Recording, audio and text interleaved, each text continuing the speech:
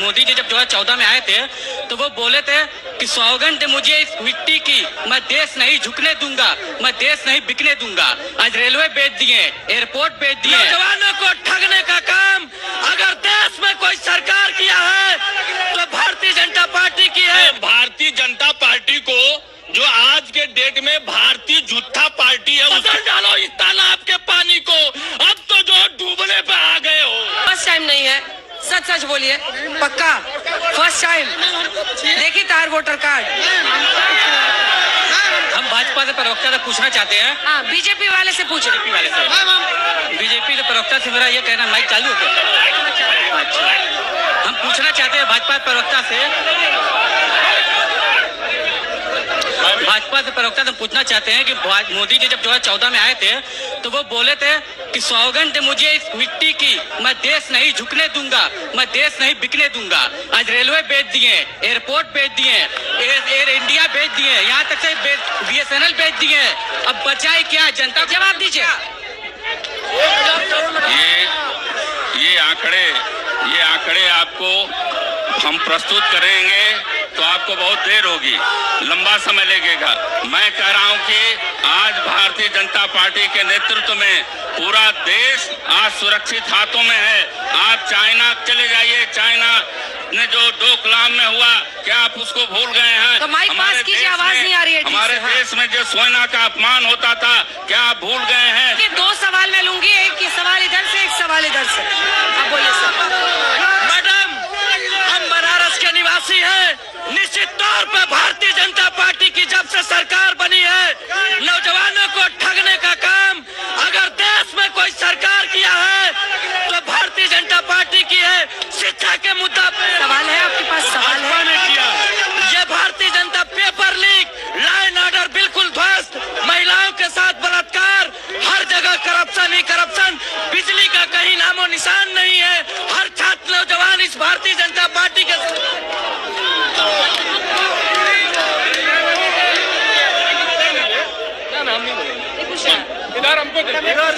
Madam जो है, मैं भारतीय जनता पार्टी को जो आज के डेट में भारतीय झूठा पार्टी है उसके लिए जो है 4 लाइन बोलना चाहता हूँ। सवाल है कोई? क्या कैसे कैसे मंजर आने लगे हैं, लोग हंसते हंसते चिल्लाने लगे हैं, अरे बदल डालो इस तालाब के पानी को।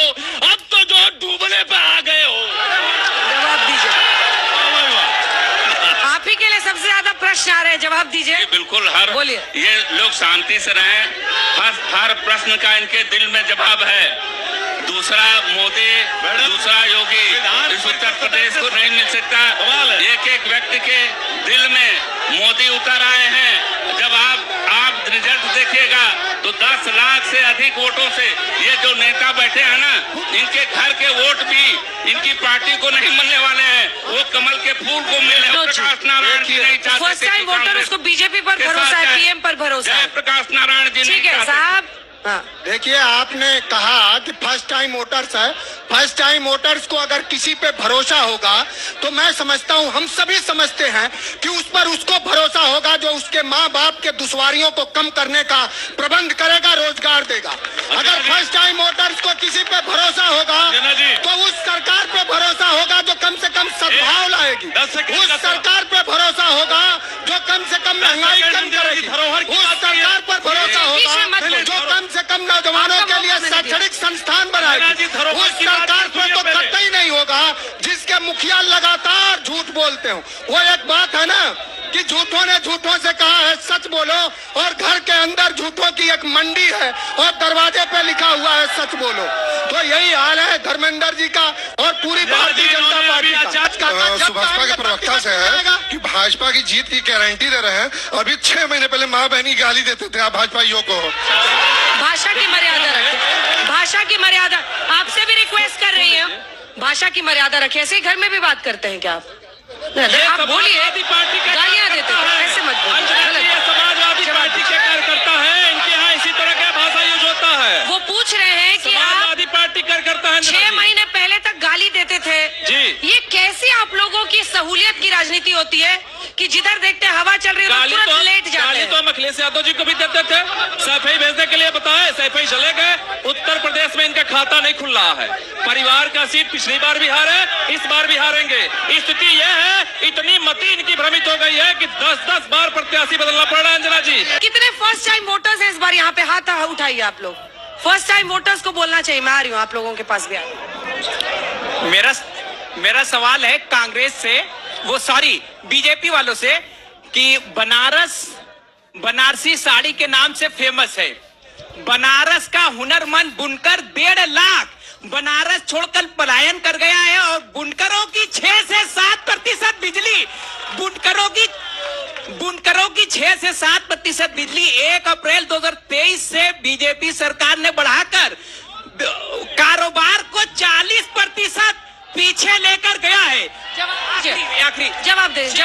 जी, शायद हमारे इस बंधु को पता नहीं होगा, भारतीय जनता पार्टी में 2014 में जब हमारी सरकार आई आदरणीय मोदी जी के नेतृत्व में, तो बुनकरों के लिए एक सेकंड, स्पेसिफिक सवाल, बुनकरों के लिए आपने क्या किया है? 1, 2, 3 बताइए। बुनकर सेवा केंद्र 550 करोड़ रुपए से काशी में लालपुर में बनाया है, और वहां से विश्व में आज साड़ियों का निर्यात बढ़ा है। जी, आप जवाब दीजिए जो आपको सहायता दी है। अब सुनिए, जब आप कोई सवाल पूछ देंगे तो ये तुरंत हिंदू मुसलमान पे आ जाएंगे। इनका समूचा पूरा चरित्र यही है।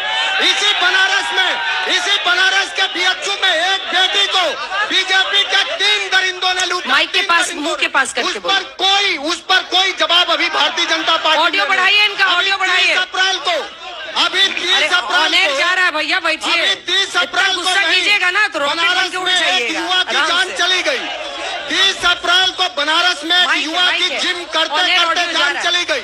आज पूरे देश ये पूछ रहा है कि जिस कोविशील्ड का वैक्सीन 175 करोड़ लगा, उससे भारतीय जनता पार्टी ने 52 करोड़ रुपए चंदा लिया। आज देश का हर नागरिक ये सहमा हुआ है, देश का हर नागरिक ये सहमा हुआ है कि उसकी कब ब्लड क्लॉटिंग हो जाएगी, कब हार्ट अटैक आ जाएगा। जो भारतीय जनता पार्टी के नेता नरेंद्र मोदी जी ये कहते हैं कि यम निजा परोवेति गणना चल उचित सामुदार चरितानांतु पशुधय कुटुंबकम, वो नरेंद्र मोदी पूरी दुनिया घूमते हैं, लेकिन मणिपुर में दरिंदगी का हद झेल रही बहनों से मिलने नहीं जाते हैं। जो बीजेपी कहती है कि 400 पार, वो बीजेपी, अंजना जी आप तो एक विदुषी पत्रकार हैं, आप जरूर जानती होंगी, वो बीजेपी अब मणिपुर में चुनाव नहीं लड़ रही, वो बीजेपी अब लद्दाख में चुनाव नहीं लड़ रही है, वहाँ इनका सिटिंग सांसद था। वो बीजेपी कश्मीर में चुनाव नहीं लड़ रही। मनोज जी, पिछली बार का चुनाव देखिए, शालिनी यादव समाजवादी पार्टी की दूसरे नंबर पर आई थी, और कांग्रेस पार्टी के अजय राय जो कि उत्तर प्रदेश के अध्यक्ष है, चुनाव लड़े, वो तीसरे नंबर पर आए थे 14% वोट्स के साथ।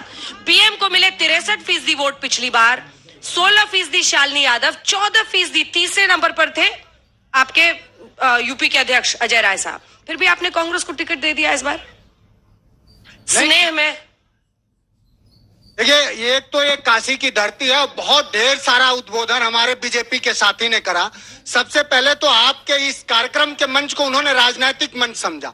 जो आपने उनसे बुनियादी सवाल किया, जो इस देश के प्रधानमंत्री का उन्होंने इतना ज्यादा, चूंकि वो दरबारी हैं बेचारे, अपने प्रधानमंत्री की तो दरबारीगिरी करेंगे। सवाल अगर आप सवाल पूछते, परिवारी नहीं है, ये वही नरेंद्र मोदी परिवारी नहीं है, ये वही हम दरबारी भी नहीं है, हम राष्ट्रवादी हैं।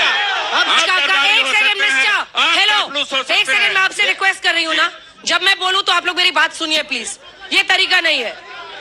मनोज जी, वो एमएलसी है बीजेपी के, क्या दरबारी कह रहे हैं आप? जानबूझ के ऐसे शब्द प्रयोग, अरे वो बीजेपी के पीएम की प्रशंसा नहीं करेंगे। आप मेरे प्रश्न का जवाब दीजिए प्लीज। ऐसे शब्द मत बोलिए, ऐसे शब्द मत बोलिए। मैं आपके प्रश्नों का जवाब दे रहा हूँ। अच्छा, अब सुनिए, शांत होइए।